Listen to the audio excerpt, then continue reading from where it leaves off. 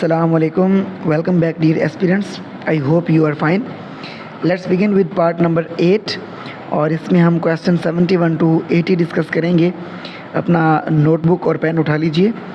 Start करते हैं. Question number 71 is Imam Ghazali was born in option A Egypt, option B Iran, option C Afghanistan and option D Libya. Imam Ghazali was born in Iran. Option B is correct, Iran. अब Imam Ghazali साहब के बारे में कुछ important points हैं जिनको note करना बहुत ज़रूरी है. मैं आपके साथ शेयर कर देता हूं, उनको नोट कर लीजिएगा.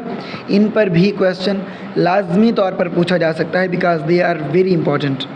पहला point, born on in Tus, Iran. Iran में पैदा हुए. ताउस में कंसीडर्ड, इनको क्या कंसीडर किया जाता है? He is considered 11th century मुजद्दिद. ये क्वेश्चन पेपर में पूछा जा सकता है कि who is considered 11th century मुजद्दिद.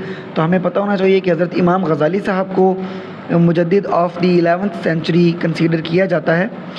और नेक्स्ट है टाइटल. इनको एक ऑनरिफिक टाइटल दिया गया था जो कि द प्रूफ ऑफ इस्लाम है. द प्रूफ ऑफ इस्लाम का मतलब हुज्जतुल इस्लाम है.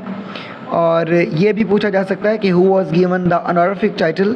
ऑनरिफिक मतलब एजाज़ी, कि किसको ये एजाज़ी ख़िताब दिया गया था. प्रूफ ऑफ इस्लाम तो वो हज़रत इमाम गज़ाली साहब को दिया गया था जिसका मतलब है हुज्जतुल इस्लाम. नेक्स्ट पॉइंट में head of Nizamia university in Baghdad. He was also appointed the head of Nizamia university जो कि बगदाद में है. And it was the most prestigious academic position in the Muslim world at the time.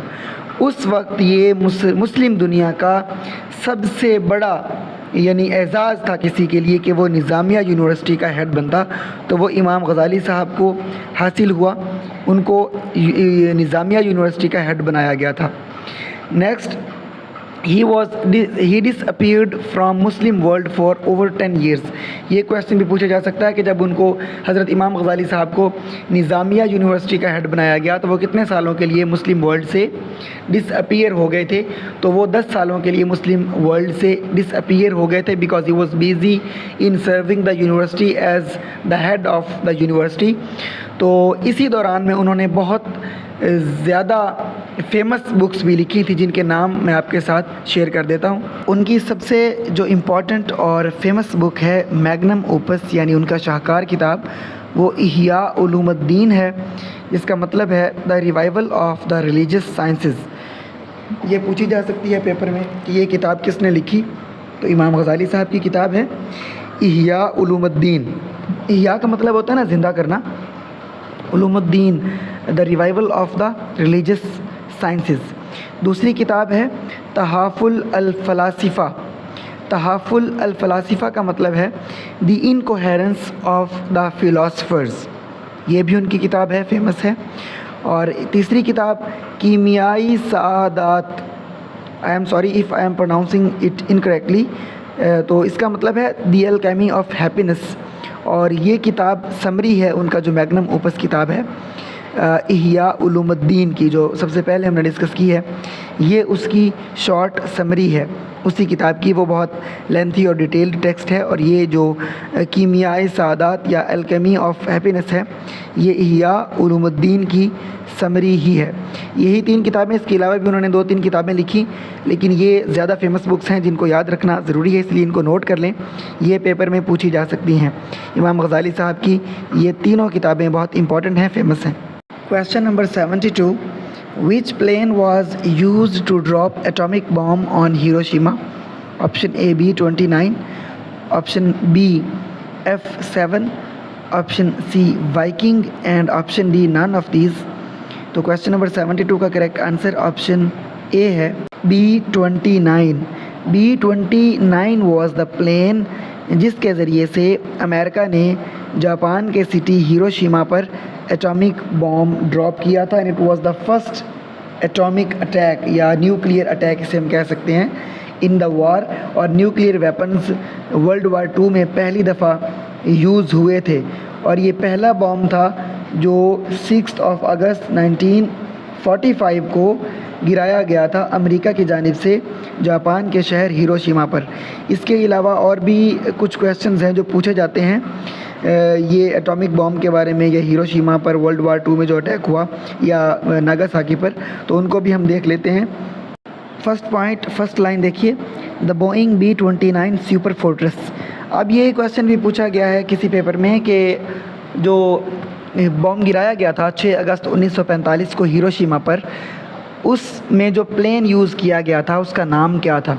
तो इस paper में तो B-29 हमारे पास option है ना, क्योंकि बोइंग B-29 सुपर फोर्ट्रेस ये पूरा उस एक फ्लीट का नाम है, हम कह सकते हैं, जिस तरह के जहाज़ यानी एटॉमिक वेपन्स को कैरी करने के लिए बनाए गए थे।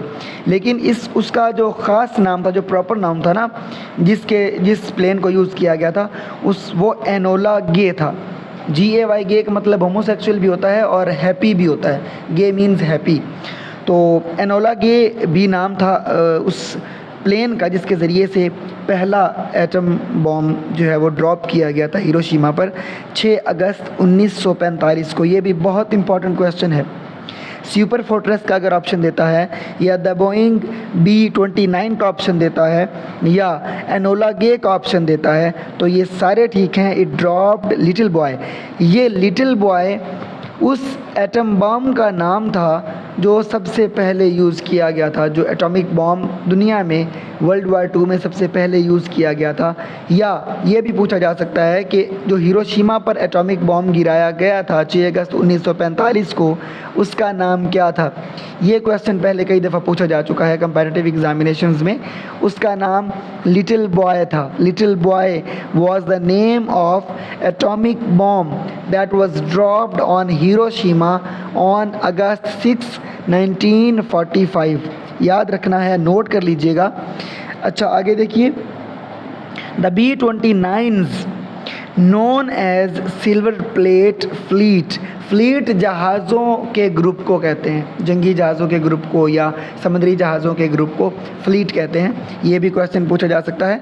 तो इसको B-29 जो है ना, ये the Boeing B-29 superfortress Enola Gay was one of the B-29 known as silver plate fleet designed to carry atomic weapons। अब ये भी पूछा जा सकता है कि the B-29s which were designed to carry atomic weapons are known as, तो वो सिल्वर प्लेट फ्लीट उसका नाम है। ये क्वेश्चन भी पूछा जा सकता है, इसको भी नोट कर लें, ठीक है। I think this is more than sufficient about this question. और ये जो F7 है, F7 चाइना ने बनाया था 1965 में, इस पे काम स्टार्ट किया गया था, और जनवरी 1966 में 1966 में इसने पहली उड़ान भरी थी। और ये जो सोवियत का MiG-21 है, आई गेस, ये उसके तर्ज पर इसको डिज़ाइन किया गया था। Question number 73, keyboard is used to enter. Keyboard एक इनपुट डिवाइस है और वो क्या चीज़ एंटर करने के लिए इस्तेमाल की जाती है। Option A alphabets, option B text, option C characters and option D all of these. तो अल्फ़ाबेट्स ही टेक्स्ट होते हैं। जब वो अल्फ़ाबेट्स को हम टाइप करते जाते हैं तो एक बड़ा ग्रुप ऑफ वर्ड्स जब बनता है उसको हम टेक्स्ट कहते हैं सिंपली। कैरेक्टर्स भी हम अल्फ़ाबेट्स हो जाएं या हमारे न्यूमेरिक वैल्यूज़ हो जाएं 1 2 3 4 यानी नंबर्स हो जाएं, या हैश कॉमा या किसी और लैंग्वेज के अल्फ़ाबेट्स हो जाएं, तो उन्हीं को तो हम कैरेक्टर कहते हैं। तो इसका मतलब है कि हमारा ऑप्शन डी करेक्ट है, ऑल ऑफ दीज, यानी keyboard is used to enter alphabets, text and characters. तो ये सारी चीज़ें कीबोर्ड के ज़रिए से एंटर की जाती हैं कंप्यूटर में या लैपटॉप में। Question number 74, gold, silver and copper are dash metals. Option A natural, option B coinage, option C hard and option D pure. तो इसका करेक्ट आंसर है option B, coinage metals. Gold, silver and copper are coinage metals, ठीक है। अब ये coinage metals से क्या मुराद है? Coinage metals group of 3 transition metals, copper Cu, silver Ag and gold Au, इनके ग्रुप को, सिल्वर, कॉपर और गोल्ड के ग्रुप को क्वाइनेज मेटल्स कहते हैं। क्यों कहते हैं? अब ये सवाल बनता है because they were historically use to make coins. इनके कॉइन्स बनाए जाते थे, सिक्के बनाए जाते थे कॉपर के, सिल्वर के और गोल्ड के, इसलिए इनको कॉइनेज, कॉइन से आप याद रख लेना, कॉइनेज के स्टार्ट में कॉइन है, तो कॉइन्स बनाए जाते थे इन तीनों मेटल्स के, इसलिए इनको कॉइनेज मेटल्स भी कहते हैं। इनकी कुछ प्रॉपर्टीज़ हैं जिनकी वजह से इनको कॉइनेज मेटल्स कहते हैं, यानी सिक्के बनाए जाते थे इनके, जिनमें मैलिएबिलिटी है, डक्टिलिटी है एंड रेजिस्टेंस टू कोरोजन है। यानी इनका पेपर भी बनाया जा सकता है, जैसे कागज़ होता है हमारे पास, इस तरह से शीट बनाई जा सकती है इनको कूट कर, इनकी तारें बनाई जा सकती हैं इनको आगे लंबा एक्सपेंड करके, और ये रेजिस्टेंट होते हैं कोरोजन को, यानी ये तोड़ फोड़ के ख़िलाफ़ मज़ाहमत रखते हैं अपने अंदर ही। इनके बारे में एक और बात भी नोट कर लीजिए, also known age group 11 metals in the periodic table, यानी गोल्ड, सिल्वर और कॉपर को कौन से ग्रुप से इंडिकेट किया जाता है, या they are known as dash metals in the periodic table, तो ग्रुप 11 मेटल्स भी इनको कहते हैं। ये भी पेपर में पूछा जा सकता है। इसके अलावा वो डिफरेंट मेटल्स के जो सिंबल्स हैं वो पूछ लेते हैं पेपर में। तो गोल्ड का जो साइंटिफिक, क्योंकि इनके सारे सबके सिंबल्स जो हैं वो साइंटिफिक नेम्स की बेस पर दिए जाते हैं इनको, तो गोल्ड का जो नाम है वो ऑरम है, AURUM, तो ऑरम के स्टार्ट में AU ही इसका सिंबल है। और अगर हम बात करें सिल्वर की तो वो आर्जेंटम है, AG सिल्वर का सिंबल है, और कॉपर का कपरम नेम है तो उसका CU जो है वो सिंबल है। और वो सोडियम का अक्सर पूछ लेता है पेपर में, सोडियम का नेम नेट्रियम है और उसका जो सिंबल है वो Na है। Question number 75, the British sold Kashmir to the raja of Jammu Gulab Singh for, option A 6.5 million, option B 7 million, option C 7.5 million and option D 8 million. तो इसका करेक्ट आंसर है ऑप्शन C 7.5 मिलियन, यानी 75 लाख रुपए में ब्रिटिश ने कश्मीर वापस राजा ऑफ जम्मू गुलाब सिंह को फ़रोख्त किया था। और इसके अलावा कुछ और पॉइंट्स हैं इसके बारे में याद रखने वाले। पहला point, Kashmir was sold to Gulab Singh on March 16, 1846। Date पूछी जा सकती है कि कश्मीर कब फ़रोख्त किया गया था गुलाब सिंह को, तो 16 मार्च 1846 को ब्रिटिश ने गुलाब सिंह को फ़रोख्त कर दिया कश्मीर वापस, through the treaty of Amritsar. ये भी क्वेश्चन पूछा जा सकता है, इम्पॉर्टेंट है, कि Kashmir was sold to Gulab Singh under the treaty of, तो इसका आंसर है ट्रीटी ऑफ अमृतसर। और the treaty was signed short after the first Anglo Sikh war. अब ये भी याद रखने वाली बात है कि पहली एंग्लो सिख वॉर के फ़ौरन बाद ट्रीटी ऑफ अमृतसर को साइन किया गया, और इसके तहत कश्मीर गुलाब सिंह को 75 लाख रुपए में 16 मार्च 1846 को फ़रोख्त कर दिया गया था। अच्छा, ये भी पूछा जा सकता है कि 7.5 मिलियन या 75 लाख क्या यूनिट क्या था, तो वो रुपीज़ थे। फिर रुपीज़ में वो नानक शाही रुपीज़ थे, जैसे इंडियन रुपी है या पाकिस्तानी रुपी है, इसी तरह से नानक शाही रुपीज़ थे 75 लाख जो इसकी कीमत थी कश्मीर की। और हुआ क्या था, जो फर्स्ट एंग्लो सिख वॉर थी उसमें ब्रिटिश ने सिखों को, सिख एम्पायर को डिफ़ीट किया था, और उन्होंने कश्मीर को और बहुत से एरियाज़ को अपने कब्ज़े में ले लिया था, और उसके बाद उन्होंने कश्मीर वापस गुलाब सिंह को 75 लाख नानक शाही रुपयों में फ़रोख्त किया था। Question number 76, control plus C is used for, option A print the document, option B cut the text, option C copy the text and option D paste the text. तो इसका करेक्ट आंसर है option C copy the text. Text को copy करने के लिए हम shortcut की use करते हैं कंट्रोल प्लस C, और उसी कॉपी किए हुए टेक्स्ट को पेस्ट करना हो तो पेस्ट करने के लिए कंट्रोल प्लस V होता है शॉर्टकट की, जिसको हम यूज़ कर सकते हैं। और डॉक्यूमेंट को प्रिंट करने के लिए कंट्रोल प्लस P की जो शॉर्टकट की है वो यूज़ होती है। और टेक्स्ट को कट करने के लिए, काटने के लिए सिलेक्ट करने के बाद अगर हम Ctrl+X प्रेस करते हैं तो वो टेक्स्ट वहाँ से कट जाता है और साथ ही साथ वो हमारा क्लिप बोर्ड पर जो है वो कॉपी भी होता है। हम उस कट किए हुए टेक्स्ट को भी पेस्ट कर सकते हैं, बिल्कुल उसी तरह से जैसे हम कॉपी किए हुए टेक्स्ट को दोबारा पेस्ट कर सकते हैं कहीं पर भी। Question number 77, headphones are which type of device? Option A input, option B output, option C both A and B and option D none of these. तो इसका करेक्ट आंसर है ऑप्शन बी, आउटपुट डिवाइस।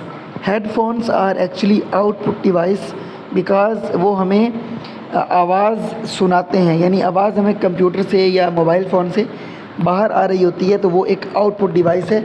उसके ज़रिए से data computer से बाहर listener की तरफ मुंतकिल किया जाता है। Question number 78, bird flu is also known as? Option A Ebola, option B H5N1, option C chicken pox and option D none of this. तो इसका करेक्ट आंसर ऑप्शन बी है, H5N1। Bird flu is also known as H5N1। Question number 79, numeric pad is present इन?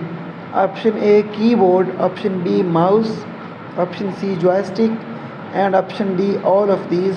तो इसका correct answer है option A, numeric pad is present in keyboard. Keyboard पर जो numbers वाले button होते हैं, numbers को ही न्यूमेरिक्स कहते हैं। तो वो ना माउस पर होते हैं ना जॉयस्टिक पर होते हैं, तो वो सिर्फ कीबोर्ड पर ही हमें नज़र आते हैं, इसलिए option A is the correct option. Question number 80, in 1946 dash protested against British government for bad food and low salary? Option A royal Indian navy officers, option B Punjab labour force, option C Indian army and option D none of these. तो इसका correct answer है option A, royal Indian navy officers protested against the British government for bad food and low salary in 1946। That's it for now, see you in the next video. तब तक के लिए अपना और अपनों का बहुत ख्याल रखिएगा। Keep studying, keep shining. अल्लाह हाफिज़।